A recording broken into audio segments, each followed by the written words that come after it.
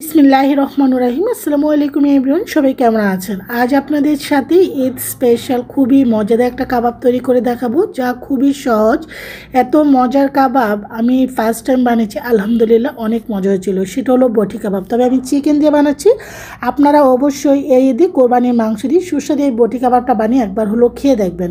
আমি এখানে 500 গ্রাম নিয়েছিল মুরগির মাংস, আপনারা হাড়সহ নিতে পারেন। আমি কিছুটা বেশিরভাগই নিয়েছি বকের মাংস, আর কিছুটা অল্প একটু হাড় নিয়েছি, পুরোপুরি নেইনি। আর এখানে 1 চামচ আদা বাটা, 1 চামচ রসুন বাটা, 1 চামচ ধনিয়া এবং 1 চামচ জিরার গুঁড়ো, 1 চামচ গরম মশলার গুঁড়ো, 1 চামচ লাল মরিচের গুঁড়ো, 1 চামচ হলুদের গুঁড়ো, হাফ কাপ পেঁয়াজ কুচানো। ঝালটা যে যেরকম খাবেন সেইভাবে কিন্তু ঝালটা অ্যাড করবেন প্রত্যেকটা জিনিস।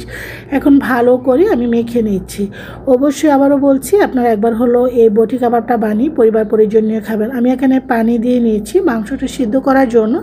যেহেতু ব্রয়লার মুরগি, এটার মধ্যে আসলে অত বেশি একটা পানি লাগবে না। আমি এখানে 1.5 গ্লাস থেকে একটু কম দিয়েছি পানিটা। চুলাটা এখন ঢাকনা দিয়ে ঢেকে আমি মাংসটাকে সিদ্ধ করে নেব। টকবগে কিন্তু অলরেডি ফুটে উঠেছে এবং পানিটা অনেকাংশে কমে গিয়েছে। আর ঢাকনা দেবো না, বেশি ঢাকনা দিয়ে রাখলে আবার মাংসটা অতিরিক্ত সিদ্ধ হয়ে যাবে।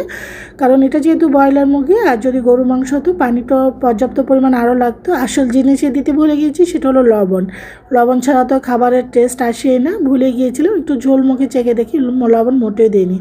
ঝোলটা দেখুন এখন আস্তে আস্তে মাংসের গায়ে লেগে আসছে, কারণ এটাকে একেবারে শুকিয়ে ফেলবো। মশলাটা একদম মাংসের গায়ে গায়ে লেগে যাবে, এইভাবে করে কিন্তু মাংসটাকে নিচ্ছে। এই যে দেখুন, পুরো ফ্রাইং প্যান থেকে কিন্তু মশলা সহ মাংস ছেড়ে আসছে, তার মানে আমার মাংসটা হয়ে গিয়েছে। এখন ঠান্ডা করে নেব একটা প্লেটে নিয়ে।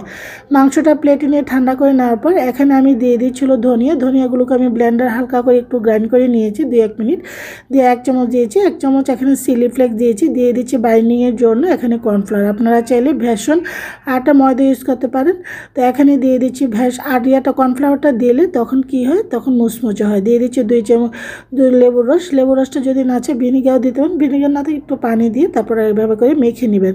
এখানে আমি কর্নফ্লাওয়ার লেগেছি, আমার হাফ কাপ লেগেছি কর্নফ্লাওয়ারটা। আবার বলছি বেসন আটা ময়দা যে কর্নফ্লাওয়ার না থাকলে ওইগুলো অ্যাড করতে পারেন।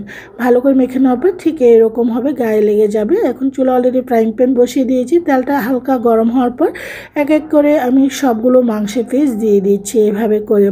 সুস্বাদু এই বটি কাবাবটা এত মজা, আমি ফার্স্ট টাইম বটি কাবাবটা করেছি, আলহামদুলিল্লাহ মজা হয়েছে। কাবাবগুলো দেওয়ার পরই প্রথম নাড়াচাড়া করবেন না, আর 5-6 মিনিট, তারপরে এটাকে এভাবে করে প্রথম অবস্থা নাড়াচাড়া করলে এগুলো সব মশলাটা খুলে যাবে তেলের মধ্যে।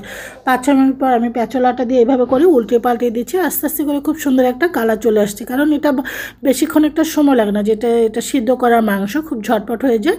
এই লালচে কালার হলে আমি তারপরে এগুলোকে উঠিয়ে নেব। আপনারা চাইলে আরও বেশি পোড়া পোড়া করতে পারেন, আমি বেশি পোড়া পোড়া করবো না।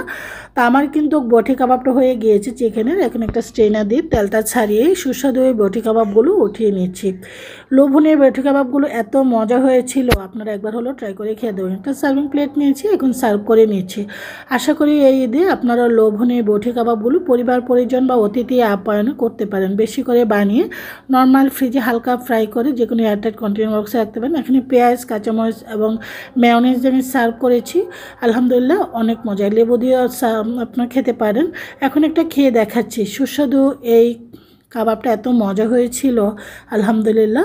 আশা করি সবারই ভালো লাগবে। আজকের এই চিকেন বটি কাবাবটা আপনারাও ট্রাই করতে পারেন পরিবার পরিজন নিয়ে। সবাই ভালো থাকেন, আল্লাহ হাফিজ।